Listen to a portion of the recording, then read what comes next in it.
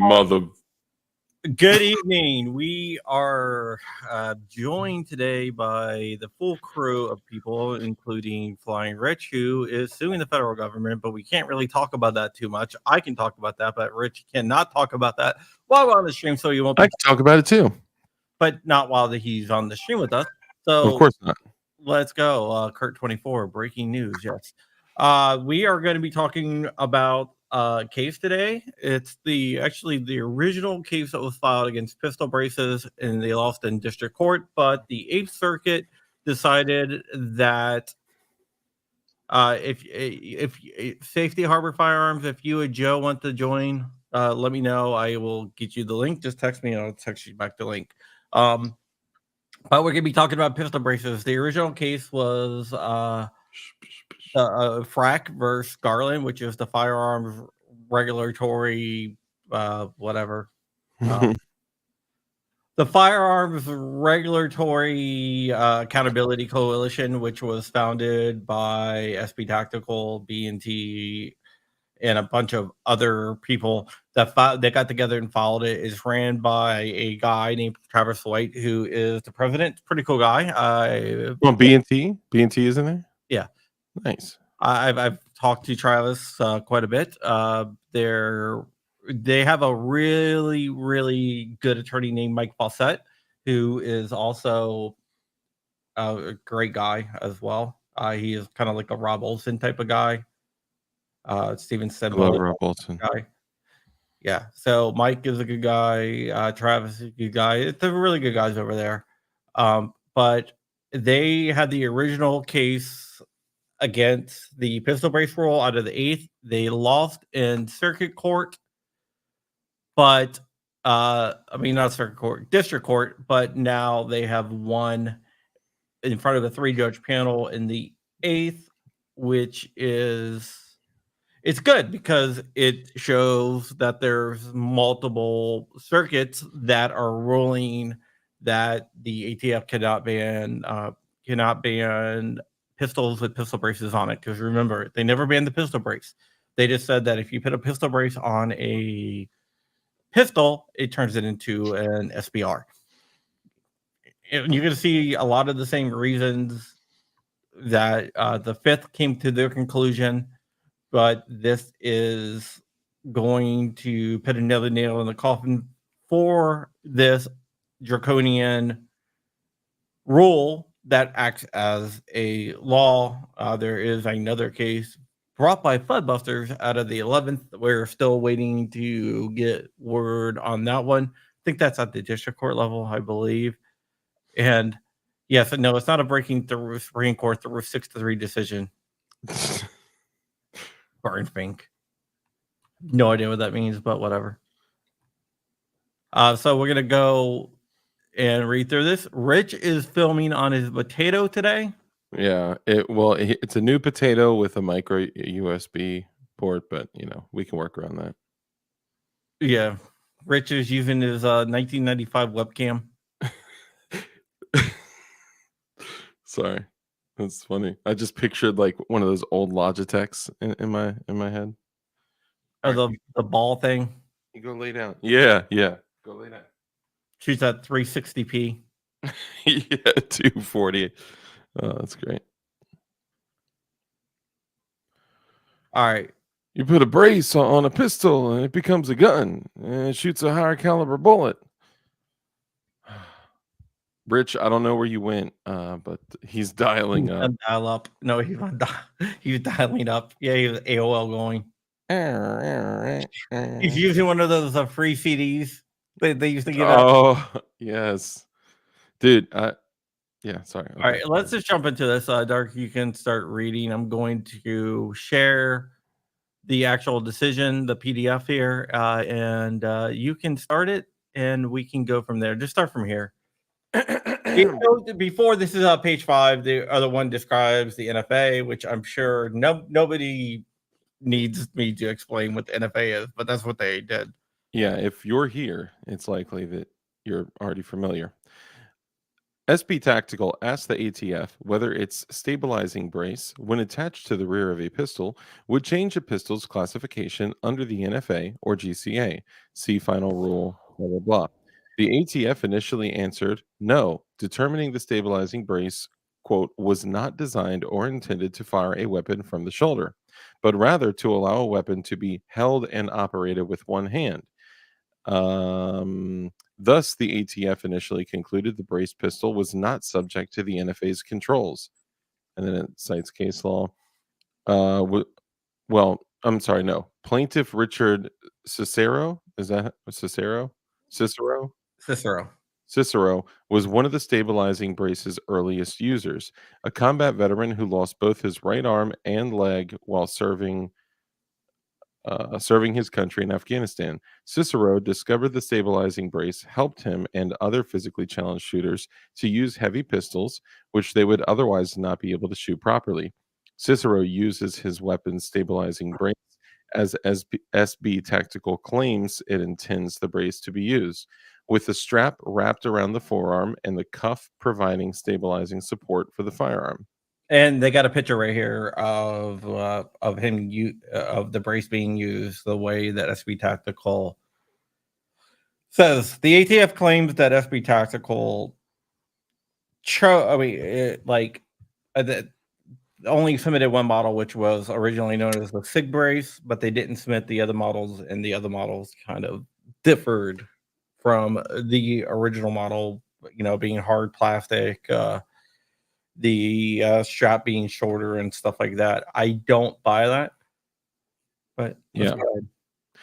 Thus, as the ATF concluded at the time, a pistol with an attached stabilizing brace was not intended to be fired from the shoulder, which means the weapon was neither a rifle nor a short barreled rifle for purposes of the NFA and GCA.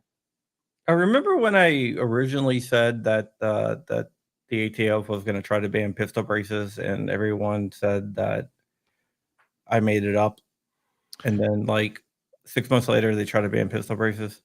You know, I remember that was around the time that I did the movie trailer House of a Thousand Braces.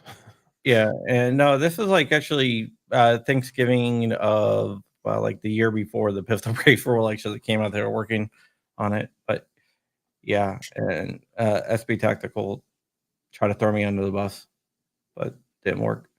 Dang. Yeah, but no hard feelings.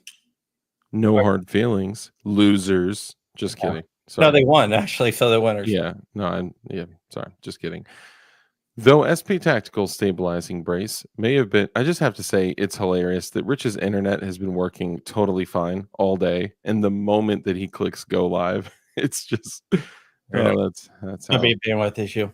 yeah, that's how Rich's life is. Though SB Tactical's stabilizing brace may have been the first of its kind, it was not the last. Since the ETF made its initial determination, the variety of available stabilizing braces or similar brace devices has grown significantly. In 2014, the ATF began to see stabilizing braces being used to shoulder weapons. While new stabilizing braces included characteristics common to shoulder stocks, the Can you stop for a diversity. second? It wasn't Mhm. no just grumpy. I actually had internal documentation that I released that pissed everyone off releasing it. Oh, Oh, that's right. That's when not only SP Tactical, a gave bunch of you. other Yeah, I a bunch remember. of other people attacked me because they said that they weren't real documents and everything, but they all turned out to be real. So keep on going. And I just want to add really quickly. It's funny when people out there say, "Do you know what this is going to do to the industry?" And Crump says something along the lines of, "I don't work for the industry. I work for the gun owner." I actually the direct quote was, "I don't work for the industry. I work for the American gun owner." That was the exact quote. The American gun owner. There you All go. right, keep on going. Yeah. Let's see. Here it is. This diversity of, I dislike that word, of stabilizing braces yielded a plethora of braced weapons whose, quote, objective design features suggested to the ATF the attached brace was intended to make the pistol a shoulder fired weapon and thus a firearm. What? Whatever. The photo below shows two different weapon platforms, each with a different type of rearward attachment. The top pictured weapons are heavy pistols attached with stabilizing braces. The bottom pictured weapons are the same heavy pistols, but fitted with traditional shoulder stocks, which indisputably Thank you. Too many choices. makes them short barrel. No, sorry. Rifles. It's actually technically short-barreled rifles. Um, show those pictures real quick. Okay, so one is a standard stock, and what? See Yeah, that, one's a standard stock, a and cheap then the other is stock. the SBA3, and man, what an Or the like excellent they give brace! you the stock. I just got to say, man, Q, like what an excellent brace. Come on, show him some love. Q does some awesome stuff. Yeah. To be sure, there are visual similarities between the weapon attached with stabilizing braces and the weapons fitted with traditional shoulder stocks. See Mach B, blah, blah, blah. And as the ATF noted, some trade magazines marketing materials begin including photos of individuals shouldering braced weapons. I will Even say Gearhead Works actually they were like, "Thank you for letting us know we needed to know this." So good on them. All right, keep on going. there was still, They're showing a picture of somebody shouldering it. well, no, there was more up there. There's Oh, go back up. Well, hold on. Where? Okay, shouldering brace weapons. Even though the pictured weapon is marketed as a pistol. Okay, sorry. There you go. yeah. So basically, what they were doing is saying that it was being advertised as an SBR because the picture showed it. Yeah. Then that shows the most useless PDW in the world, the Copperhead. By late 2020, due to the increase in brace weapons, the ATF concluded one, it needed to clarify how it would evaluate weapons equipped with stabilizing braces. Two, some manufacturers were labeling their stabilizing braces as ATF compliant, even though the GATF had not evaluated those stabilizing braces for compliance. And three, stabilizing braces were being used with weapons to create short barreled rifles without following NFA requirements. To resolve these issues, the GATF set out to change how it interpreted the NFA's and GCA's definition of rifle You want to or get a try, Rich? reflay. For sure. Did you dial up to a different pop? Yeah. Yes. It went. On June 10th, 2021, the Department of Justice published in the Federal Register its notice of proposed rulemaking, including its proposed rule. See factoring criteria for firearms with attached stabilizing braces. Proposed rule 86 Fed blah. In the GATF introduced new worksheet, which could have been Excel, I guess, for public comment worksheet 4999. Which 4999 was the original documentation that they listed that had all that they had all the criteria, and you had different point values, and if your point values added up to a certain amount, but wait, there's the bonus round. It would become a SBR. Oh, John, you're telling a half truth, because The bonus round could be even if the point level wasn't raising to the level of an SBR, they could decide different. Yeah, I just didn't get to that point yet, Rich. Yeah, Rich. I just wanted to cut you off. Okay. I'm gonna work on your mic settings while you do that. Is that okay? Or am I tripping? Oh, okay. No. Well, I was leaning in. Let me move it away. Ow, Mom! So, my ears. Worksheet 4999, which would allow individuals or members of the firearms industry to evaluate whether a weapon incorporating a stabilizing brace will be considered a short barrel rifle or firearm under the GCA and NFA. To make that determination, Worksheet 4999 incorporated a point-based system whereby it would assign a weighted value to various characteristics of the fully assembled firearm based on objective, not subjective, design. And waiting for the scroll. I thought Crumpy froze up for a second too.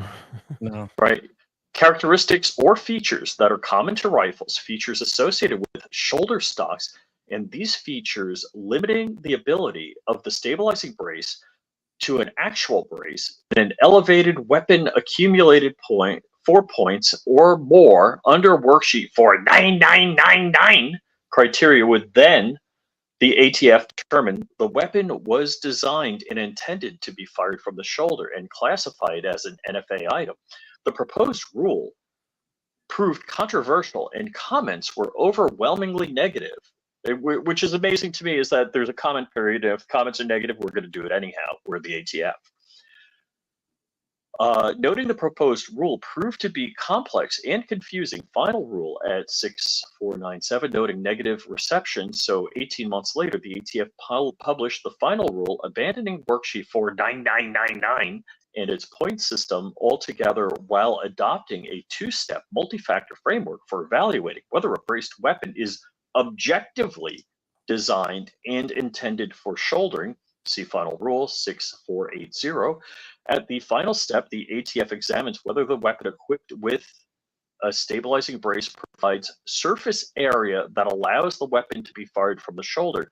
If so, then the ATF examines 6 other objective design features and factors that indicate whether the weapon is designed and made intended to be fired from the shoulder. Those 6 factors are whether the weapon... Dark takeover. Rich, you're clipping, your audio is clipping. Okay, then. Yeah, I was trying to fix the mic there. Sorry, guys, for having Is it better now? I don't know. You have to read to see if it's better. Where'd you leave off exactly? I was in the number 1. Whether the weapon has a. By the way, I'm speaking on a Shure SM7B right now. Which is I got a Shure SM7B.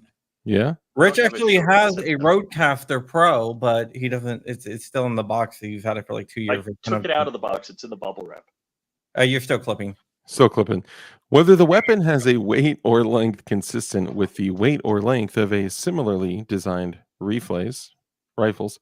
Whether the weapon has a length of pull that is consistent with similarly designed rifles. Whether the weapon is equipped with sights or a scope with eye relief that require the weapon to be fired from the shoulder in order to be used as designed. Whether the surface area that allows the weapon to be fired from the shoulder is created by a buffer tube, receiver extension, or any other accessory, component, or other rearward attachment that is necessary for the cycle of... Remember, $200 makes it safe. Method of operation. 5, the manufacturer's direct and indirect marketing. What? And promotional materials indicating the intended use of the weapon. Why does it have to be called a weapon? Come on. And 6, information demonstrating the likely use of the firearm in the general community. I really dislike that they're using the word weapon instead of firearm. The ATF theorized that under this new definition of rifle, approximately 99% of pistols with stabilizing braces would be classified as rifles.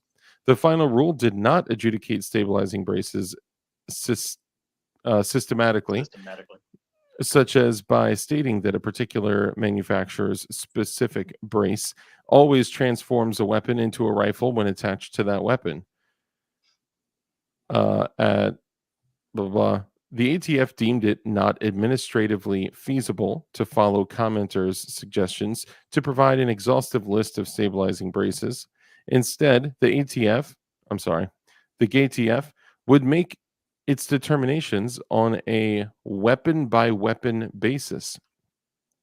Alongside the final rule, the GATF published 2 electronic slideshows to inform the public about weapons it considers short-barreled rifles.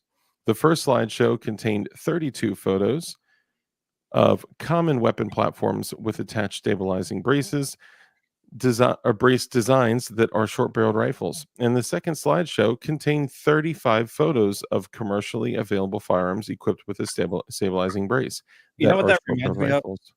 Remember that Firearms Unknown thing? I was literally I'm about to just say the same typing it. thing. I'm typing. Dude, that's too funny. The ATF claims the slideshows are for placing the public on notice that listed firearm brace combinations are likely to be classified as short-barreled rifles under the final rules considerations. But it did not explain how it determined that the pictured weapons are short-barreled rifles, nor do the slideshows contain a photo of a single braced weapon the ATF would not consider to be a short-barreled rifle. That's just too funny. Though the final rule does not ban stabilizing braces or braced weapons that are short-barreled rifles, the consequences of possessing a braced weapon deemed to be a short-barreled rifle are dire. That firearm and the person who possesses it are subject to the NFA and GCA's stringent regulations and serious criminal penalties for noncompliance. Considering the ATF estimated that by 2020 there were, at the low end, 3 million stabilizing braces in circulation, and not to mention, remember how many have been 3D printed. Yeah, a lot. Yeah. Hold on. Where did I leave it? 2020. It's just your 2020. You got it. Oh, 3 million. Okay. And those who possess them as violating the NFA and GCA. Or no, I'm sorry. 2020 in the final rules book. Just Okay, skip down sorry. here. Yeah, my bad. It said the same thing in 2 different sentences. I Yeah. got lost. After the final rules publication, the ATF gave possessors of braced weapons until May 31st, 2023. I definitely did not comply. To choose one of 5 options. Well, you One, never had to comply because you're a GOA member. well, remember how close it got. I'm Yeah, also a yeah. GOA member, FPC member, SFA member as well. We got to support all those guys. Although I favor You the mean GOA. SAF? I'm sorry. Yeah, Special Forces. Yes. Yeah. Remove the firearm short barrel and attach a silly 16-inch or longer barrel, changing the firearm's NFA classification. 2, register the weapon with the ATF as an NFA firearm, paying the applicable tax. 3, permanently remove the weapon's stabilizing brace. 4, surrender the weapon to the ATF. Or 5, destroy the weapon. Anyone possessing a brace weapon who did not exercise one of these 5 options would be in violation of the NFA, against whom the ATF may take enforcement action. But it's a $10 fine. Who would care, right? Oh wait, there's more. It's Yeah. 10 years in prison, and a pounding in the ass prison, and $250,000 fines, up Yeah. to $250,000 in fines, which a lot of Per people incident. Per incident. And a lot of people mistakenly say $100,000. It had been changed and updated for Biden's inflation. Since the bad joke. Since the final rules publication, several lawsuits have been filed seeking to enjoin its enforcement, including this one. In this case, the coalition raised 3 grounds for a preliminary injunction. The final rule exceeds the ATF's statutory authority under the NFA and GCA. Various aspects of the final rule, including its multi-factor test, are arbitrary and capricious under the Administrative Procedure Act, and the slideshows are agency adjudications without explanation and evidence Whatever. Evince that the final rule is arbitrary and capricious. Ultimately, the district court Or without concluded. reason. What's that? Or Oh, without reason. Gotcha. Okay. I like that. Words are cool.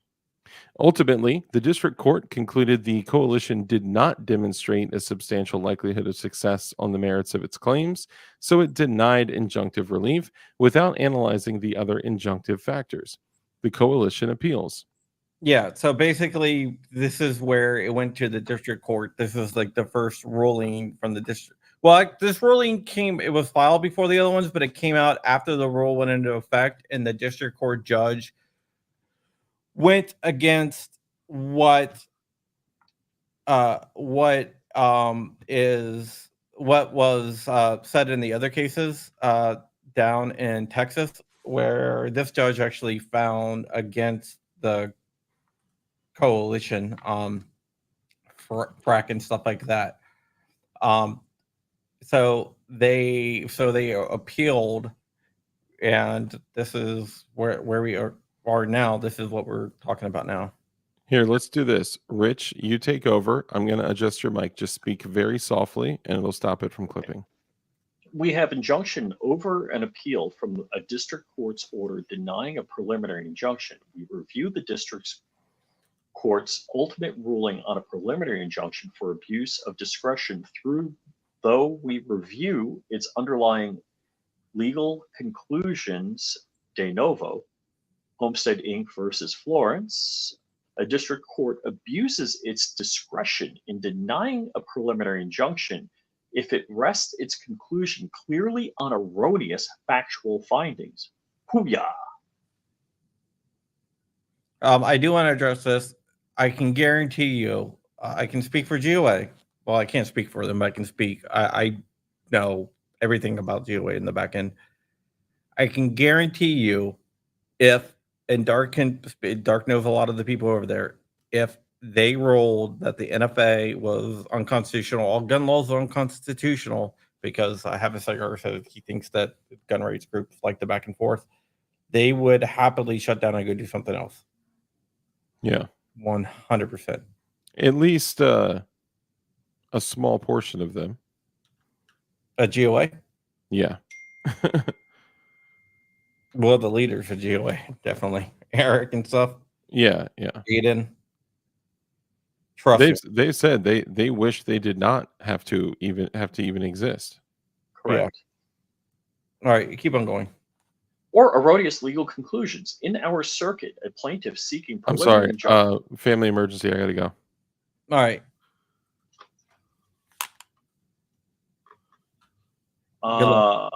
In our circuit, a plaintiff seeking a preliminary injunction must establish 4 factors showing such relief is warranted. 1, he is likely to succeed on the merits. 2, he is likely to suffer irreparable harm in the absence of preliminary relief.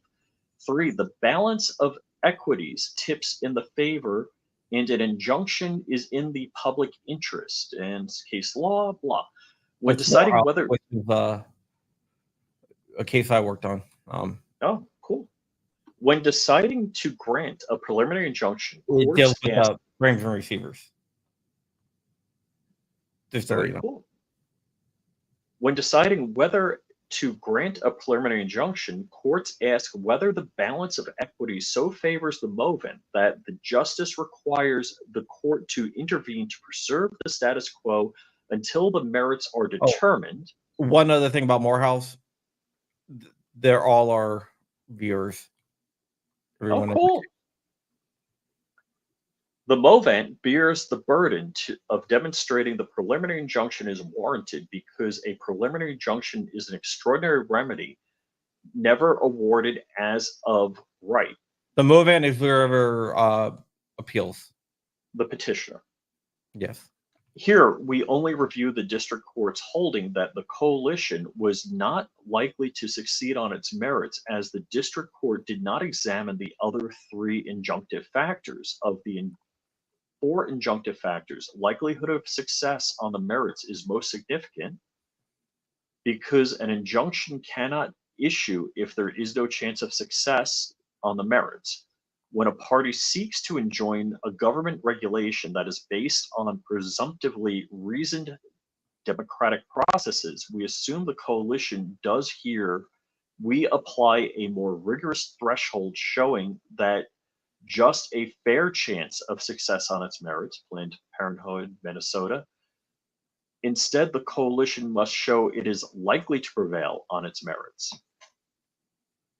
So you have to win to get in. You have to be. It has to be like, no, you might win. It can't be that there's a chance of you winning. It has to be you're probably going to win. A preliminary matter, the ATF argues, the coalition is unlikely to succeed on the merits. The final rule is not final agency action.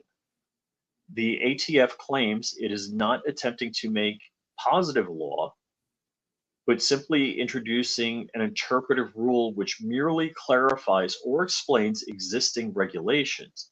If that is true, the coalition cannot prevail on its APA claim. The Supreme Court's two-pronged test from Bennett versus Speer remains finality's touchstone. For agency action to be final under the APA, the action must, 1, mark the consummation of the agency's decision-making process, and 2, be one which rights or obligations have been determined or from which legal consequences will flow. And case law blah, the ATF concludes the final rule was the consummation of its decision-making process, so we must examine Bennett's second prong. Under that prong, the final rule must inflict some legal injury upon the party. Scroll down.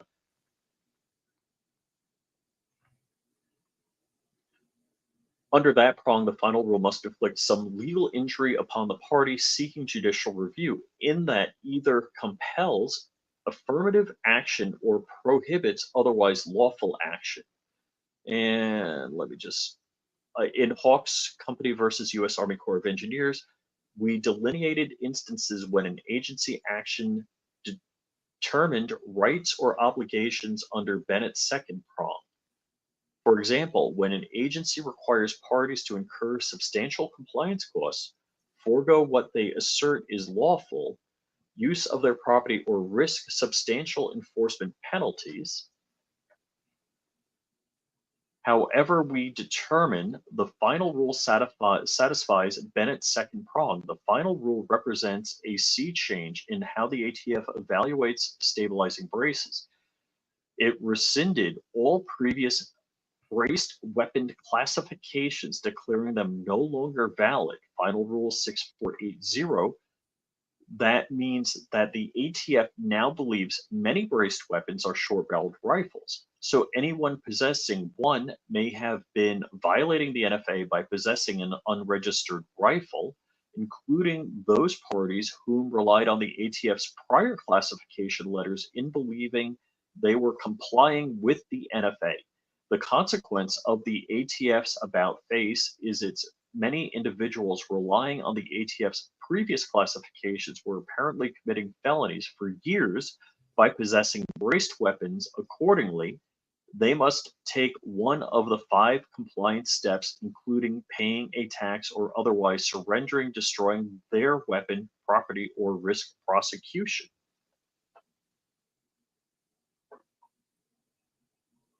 This analysis is supported by the Supreme Court's recent decision in Garland v. Cargill, which decided while this case was pending on appeal, Cargill, the plaintiff, sued under APA to challenge the ATF rule that reinterpretation of the term machine gun defined by the NFA to include weapons equipped with bump stocks. The Supreme Court clearly treated the ATF interpretive rule as a final agency action because the court held the ATF exceeded its statutory authority and affirmed the Fifth Circuit's judgment against the ATF. It was true in Cargill and is true here. The final rule is a final agency action subject to judicial review. Say what you want about Trump, but Trump did put on 3 of the justices that decided for there. And, the Supreme Court is so important. Indeed. And I'm not a Trump guy, but I'm going to vote for him because of the Supreme Court and also the judges on the circuit courts and district courts and stuff like that. My vote's going to come down to judges, basically. Sure. We turn to the coalition's arguments as to why it is likely to succeed on the merits. Though the coalition argued that the final rule violated multiple aspects of, scroll down, The APA. the APA, it suffices to address only its arguments that one, aspects of the final rule's two-step test, including its multi-factor component, are arbitrary and capricious, and two, the slideshows that represent arbitrary and capricious adjudications without explanation. We review de novo district court's decision on whether the agency action violates the APA, including an arbitrary and capricious challenge. Under the APA, a reviewing court sets aside an agency action if that action is arbitrary and capricious, an abuse of discretion, or otherwise not in accordance with law. The APA's arbitrary and capricious standard requires that an agency action be reasonable and reasonably explained. A court simply ensures that the agency has acted within a zone of reasonableness and in particular has reasonably considered relevant issues and responsibility explained in the decision. This standard is highly deferential to the agency, proving a narrow standard of review. As we have explained, a decision is arbitrary and capricious if... All right, let me just say something really quick. The ATF is claiming that the final rule is a logical outgrowth of the proposed rule, which if you read the proposed rule and final rule, they're nothing alike. So the courts have been really, really critical of that argument. Yeah, that's kind of crazy. And that's what they're going to go into here, I think. Notably, the coalition does not argue if the final rule fails the logical outgrowth rule. The logical outgrowth rule requires that the final rule the agency adopts be a logical outgrowth of the rule proposed. If logical outgrowth requirement is not satisfied, the court must set aside the agency found to be without observance of procedure required by law. In Mock, the Fifth Circuit agreed the plaintiffs that they were likely to prevail on their argument that the final rule failed in the logical outgrowth requirement. The proposed rule, with its point-based worksheet, bore little resemblance to the final rule with a multi-factor test. So the plaintiffs were not on notice, nor could they comment on the expanded rule. But here the coalition claimed any logical outgrowth argument, nor does the coalition make a constitutional challenge to the final rule.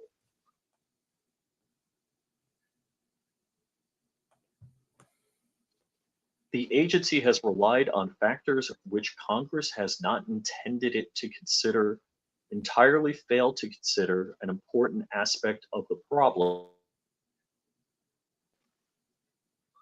Am I back? Okay. Offered an explanation for its decision that runs counter to the evidence before the agency is so implausible that it could not be ascribed to a difference in expertise. I'm assuming I'm dropping out. Yeah, you are. In expertise, however, nor can we uphold the agency's action that it is internally inconsistent or not reasonable or reasonably explained.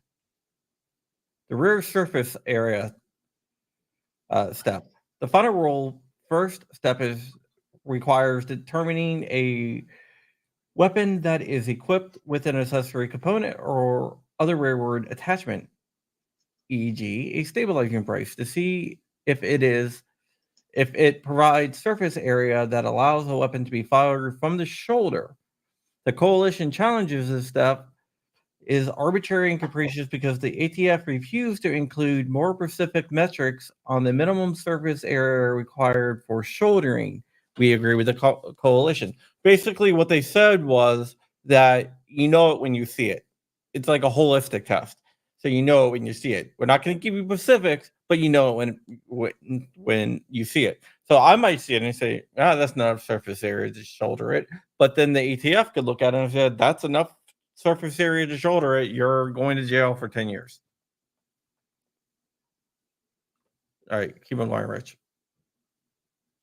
In promulgating the final rule, the ATF decided it was not appropriate or necessary to specify a quantifiable metric for what constitutes surface area that allows for shouldering of the weapon, final rule at 6529, nor did it plan on providing any minimum surface area which would comply with the final rule. Instead, the ATF explained it will consider whether there is any surface area on the firearm that can be used to shoulder fire the weapon at 6529. If so, proceed to step 2 6-factor test. This despite commenters asking the ATF to clarify what amount of material is minimal or added to that rear surface area is useful for shouldering. The ATF informs us it reasonably chose to avoid bright line rules subject to easy circumvention in favor of an undefined standard.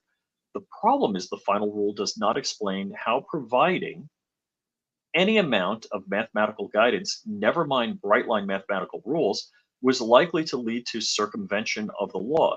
Such guesswork fails to create an identifiable metric that members of the public can use to assess whether their weapon falls within the final rule's definition of a rifle. Yeah, basically the ATF's excuse was, well, if we tell you you're going to make braces to fit within the rule, so we're not going to tell you because we don't want you making braces. Wow. Not exactly good. That's basically saying we want to ban them, but we're not going to tell you like what the standard is because we can move the goalpost as much as we want. That's completely crazy case. Yeah, keep on going. Why can't I say analogous? In an analogous case, the DC court held an ATF determination that a hobby rocket fuel deflagrates was arbitrarily and capricious because the ATF never provided a clear and coherent explanation for its classification of the fuel, nor did it articulate the standards that guided this analysis. AAA Rocketry Association in AAA Rocketry versus the ATF classified a material as an explosive if it functions by detonating or deflagration. The ATF determined that whether the material deflagrates or by looking at the speed at which the material burns, characterization of a substance that deflagrates burns more rapidly than something as simply burns like a paper, candle, or wick, but less rapidly than something that detonates like dynamite. The ATF determined that because a certain hobby rocket fuel deflagrates, it was thus subject to regulation. The ATF could have mathematically defined the rate of deflagration by defining the speed at which a thing burns, just as the ATF could mathematically define the rear surface area that allows shouldering of a weapon, but the ATF never revealed how it determines that a material deflagrates, nor it even tried to define a range of velocities in which a material will be considered deflagrate. Just remember, this is a case in DC dealing with like hobby rocket motors. It was like, well, if it burns too fast, then we can regulate it. And they were like, well, what's the rate of burn? Fast? And they're like, oh, we're not going to tell you because then you're just going to work around it. But yeah, I understand. I understand how that makes sense. Like you may be in violation of the law and go to jail forever. Well, we're not going to play with the law. But we're not going to let you know. Expounding on the tension between providing agency flexibility on the one hand and regulatable precision on the other, DC Circuit explained, we understand that it may be necessary for the ATF to define a range of flexibility accounting for gray areas where expert discretion is necessary to categorize a particular substance. But as reviewing court, we require some metric for classifying materials not specifically enumerated in the statute, especially when, as here, the agency has not claimed that it is impossible to be more precise in revealing the basis upon which it has made scientific determination. Yet in this case, Exactly. Too many choices. ATF provided virtually nothing to allow the court to determine whether its judgment reflects reasoned decision making.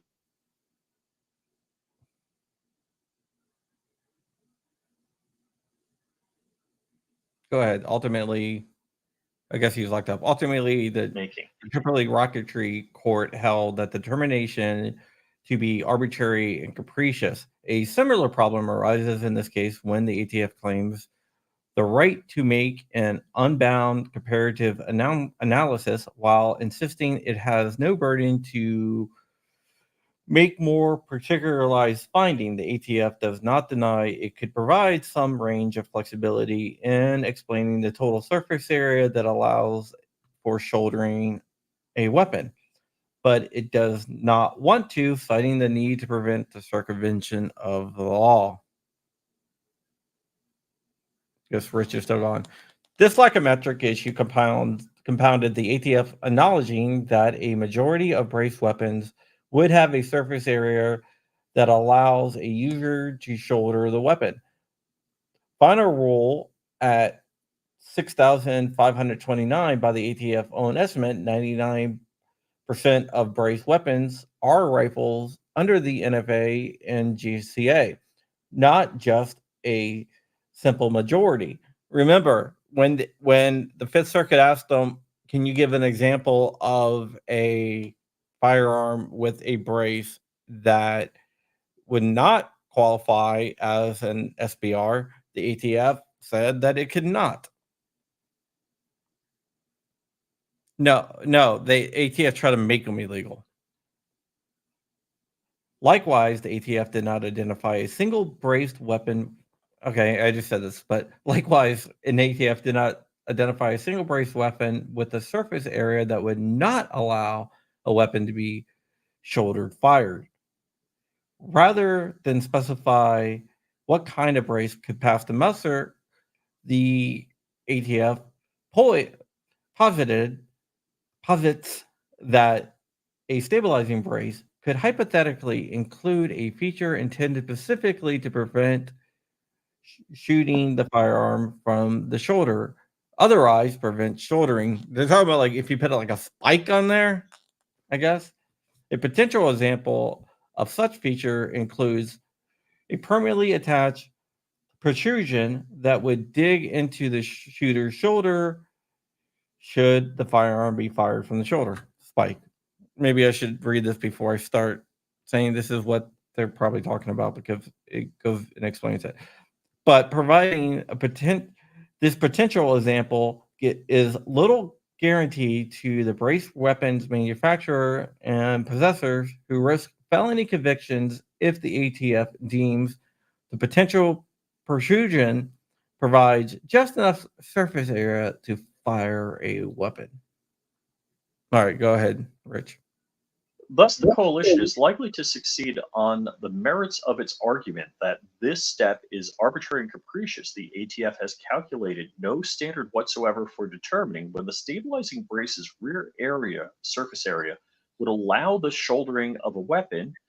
That the regulated parties wish to see more specific metrics does not mean they wish to skirt or circumvent the law, as the ATF insinuates.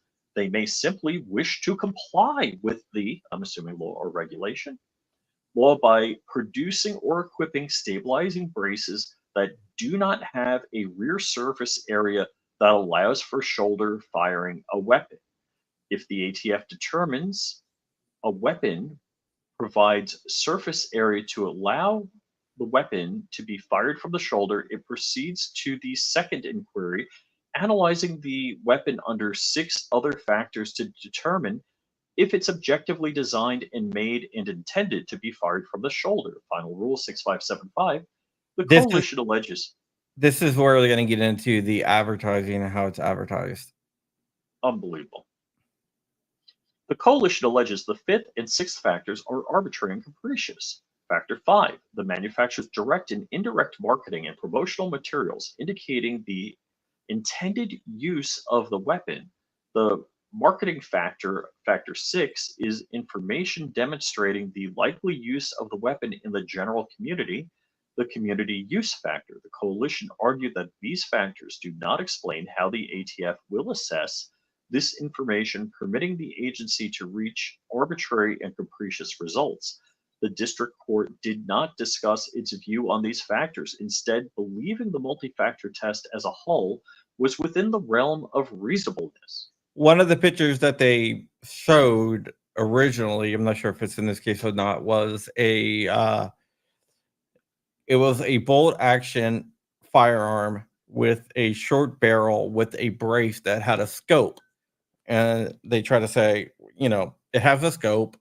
It's a bolt action rifle. This has to be SBR. Before we analyze the alleged deficiencies in the multi-factor test, it is important to understand the problem the final rule is trying to solve. The ATF believes that some devices marketed as stabilizing braces are being used as shoulder stocks, thus circumventing the law.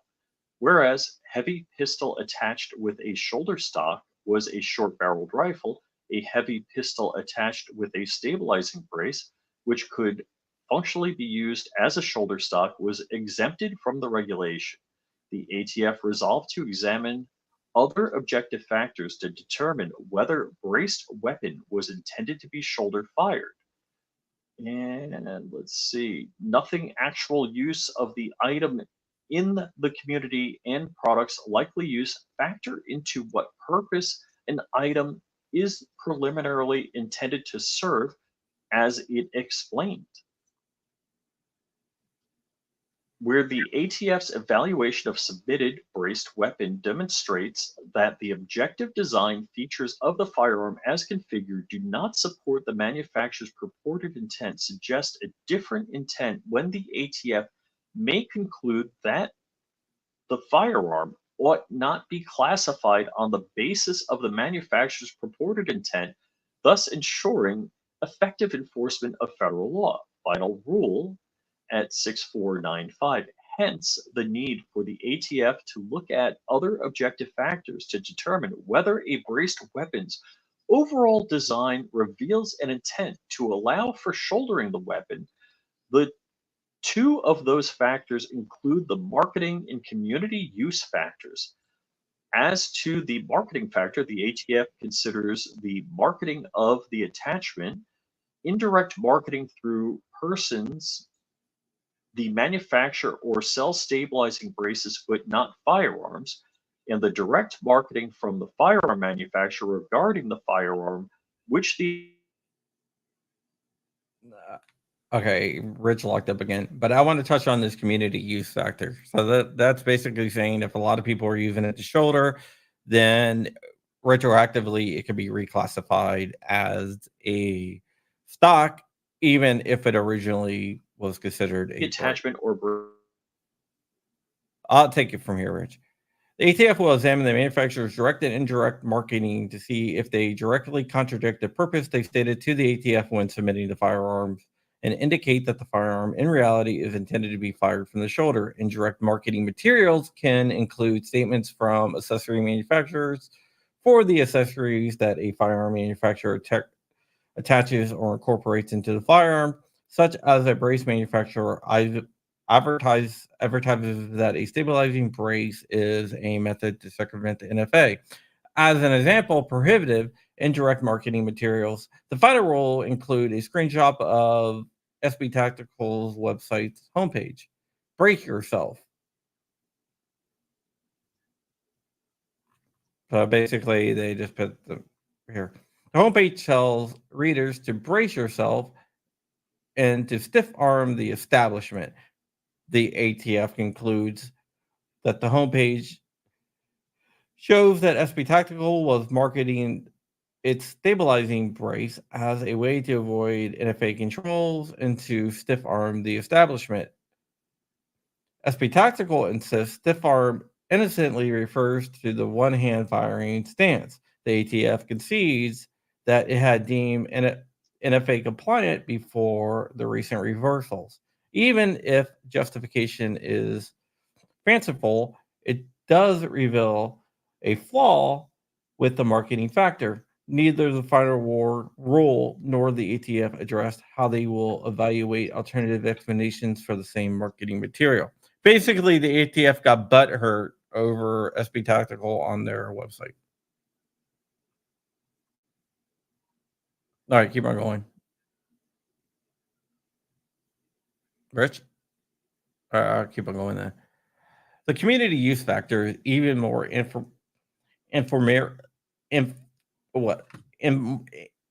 amorphous. Ugh.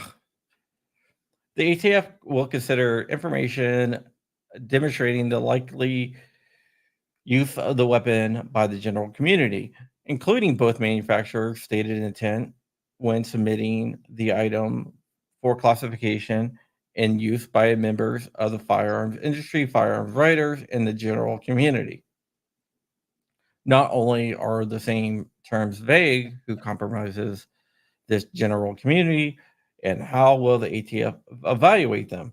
But the community use factor relies on circular reasoning. It is likely use of the weapon by the general community is determined by its use in the general community. It sounds like a Kamala Harris thing. You know, she talks in circles.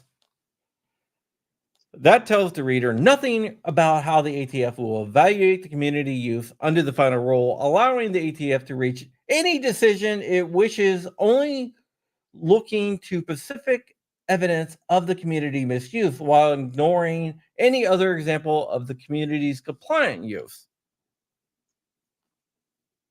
All right, keep on going. Furthermore, the community use factor provides no metrics by which the ATF deems different community displays to be representative of community use. Take as example the finals rule use of online videos to determine how the community uses a weapon.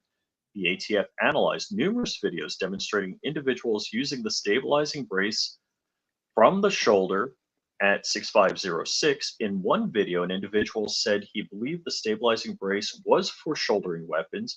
Based on examples, the ATF concluded that the braced weapon had objective design features indicating that they should be classified as short-barreled rifles. The problem with this reasoning is that the ATF takes videos from individual shoulder-firing braced weapons as a representative of how all individuals used braced weapons. How will the ATF weigh different examples of community use if, say, Cicero posted a video of himself, scroll down, let's see, where did I leave off? Now let's just skip the rest of this because I got to get out of here anyway. Basically, it was a 2-3 decision. One judge dissented, and this is just all things. Basically, what I think is going to happen here is the ATF is probably going to ask for an en banc hearing, which a full bench will hear. That might get granted, it might not, and this is going to go to the Supreme Court with the Fifth Circuit decision. I don't see how the ATF can come back from this. They might try to resubmit a rule with different classifications, but we will have to see. But this is another victory for us, and the ATF faces another defeat. Wow. Yep.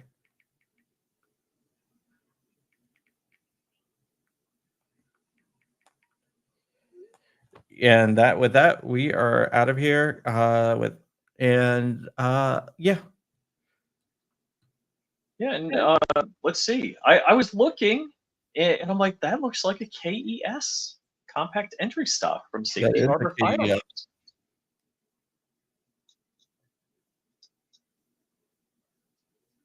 Yep. Yeah, that is it. But yeah, this is only a ceremonial run. The rule's already vacated, but the more victories we have, the more The more better. More better. Seriously, the more victories that we have, the less likely it is that the ATF is going to win in the end, because we don't want to have a circuit split. So I don't even think the Supreme Court is going to take this unless the 11th rules against it. I don't think the Supreme Court's going to take it on en banc. So currently, this is in two circuit courts. Two circuit courts of the ATF go pound sand. You're Yeah, I making think crap the up. 11th is probably going to do the same thing, which would mean that I don't see. Yep. You said you had to go. I was going to ask you about the FRT and the ATF appealing. What about it? This was a case where I think when we initially And Rich rose up.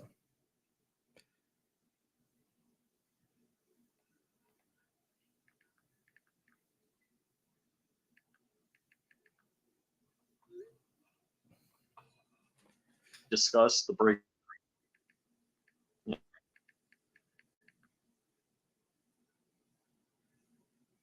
You get Rich, are you there?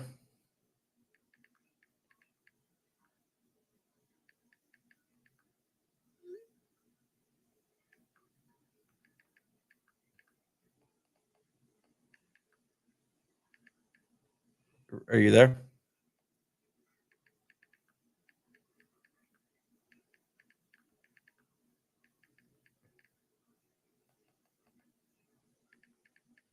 Do I have to? Rich? Are you there? I'm here for the moment. This is pretty bad. So initially, Just turn off your camera.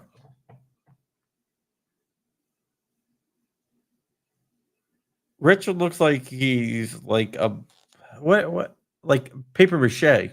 Paper mache Rich. That's what I'm gonna call him. All right. But we're gonna get out of here. Rich, you go ahead. So okay, the FRT, when we initially talked about the breaking story, we were like, hey, this is really ridiculous, and it would almost be impossible for the ATF to appeal this higher. But how did they break that glass ceiling of appealing? What do you mean? You know, that